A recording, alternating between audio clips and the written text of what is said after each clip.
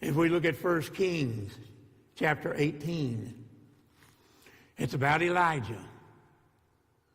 Elijah had just won a great victory over the prophets of Baal. He was able to get the Lord to light the sacrifice fire when the prophets of Baal couldn't get anything to happen. And then they killed the prophets of Baal, and he told his servant, go tell King Ahab to be prepared to get off the mountain in a hurry. Now think about that. It hadn't rained in over 3 years.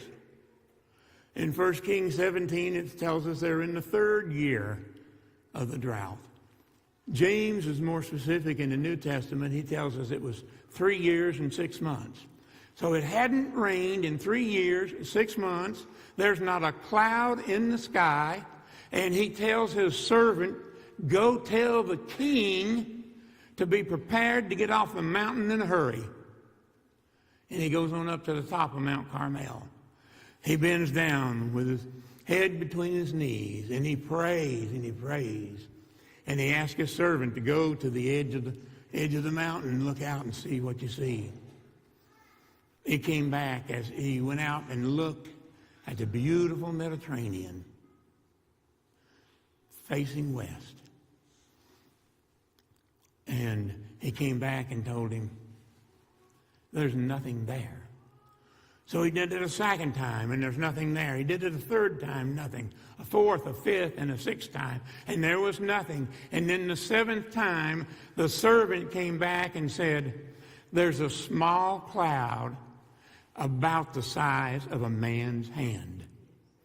Now, what that means is if there were a cloud in the sky, and you could put your hand up there and just block all of it out, you'd say, that cloud's about the size of my hand. So think of this now. It hasn't rained in 3.5 years. There's just a small cloud in the sky. And he tells his servant, go tell King Ahab it is time to get off the mountain, to be quick about it. And then it tells us the skies turned black and the rain poured down. So Elijah started talking about a rain coming before he began to pray. But he prayed and he prayed and he prayed and he prayed. But he prayed with expectation. He expected his prayer to be answered. He expected the Lord to hear his prayer, the Lord to answer that prayer, and the rains to come. So another thing that we should do in our prayer life, besides pray specifically, is pray with expectation.